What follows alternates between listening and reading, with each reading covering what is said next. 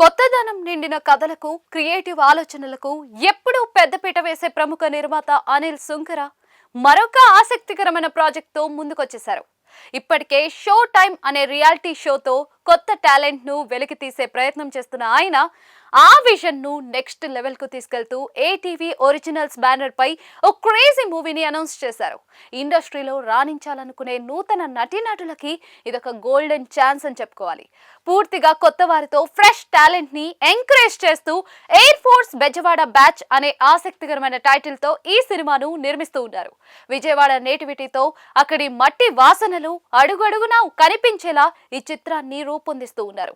నలుగురు నిరుద్యోగ యువకుల జీవితాల చుట్టూ తిరిగే ఈ కథ వారి కష్టాలు కన్నీళ్లు వాటిని దాటుకుని వారు గమ్యాన్ని చేరే క్రమంలో సాగే సక్సెస్ జర్నీని చాలా సహజంగా చూపించబోతూ ఉన్నారు.